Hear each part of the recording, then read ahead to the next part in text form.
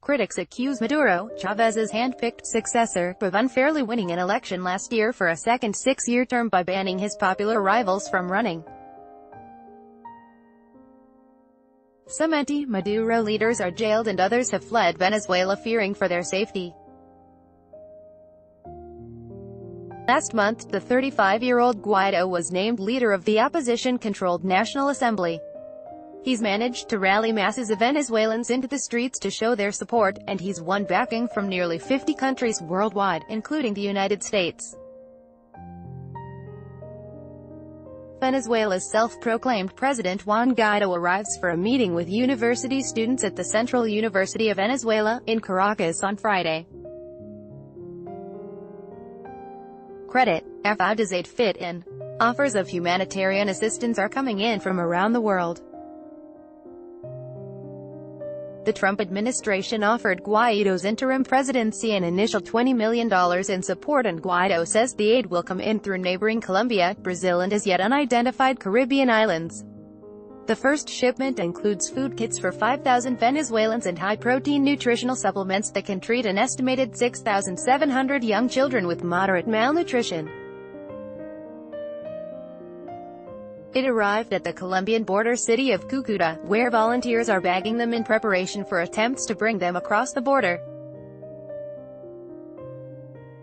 Loading the boxes of emergency aid came from the U.S. Agency for International Development, and are marked with USAID labels. What's Maduro saying? Maduro has refused the aid, disavowing any humanitarian crisis and saying Venezuela is not a country of beggars. He's offered to try to resolve the political impasse in a dialogue with opposition leaders, which critics call a stalling tactic that has failed to lead to any changes. Nicolas Maduro during a televised press conference in Caracas, during which he denounced the presence of trailers of humanitarian aid brought to the Colombian border. Credit: Bloomberg. More defiantly, the socialist president contends that the aid is part of a U.S.-led coup against him, with a goal to colonize Venezuela and exploit its vast oil resources. The Venezuelan military has barricaded a bridge connecting the two nations with a tanker and two cargo trailers in an apparent attempt to block the aid. What's the opposition's next move? It's unclear what will break the standoff playing out at the Venezuela-Colombia border. U.S. Ambassador to Colombia Kevin Whitaker said the U.S. will get supplies to the border, and Guaido will take it from there. Guaido has given few details of his strategy, but say the food and supplies will reach Venezuela's most vulnerable people in the next days.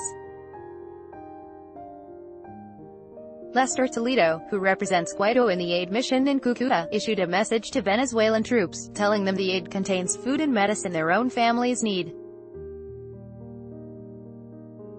Lester Toledo, an ally of Venezuelan National Assembly leader Juan Guaido, Center, speaks as U.S. humanitarian aid is packaged at a warehouse in Cúcuta. Credit: Bloomberg. Toledo suggested one strategy, a mass mobilization of his countrymen, reminiscent of how in 2016 a large group of Venezuelan women dressed in white and intent on crossing the closed border with Colombia made their way through a line of National Guardsmen in order to buy food on the other side. AP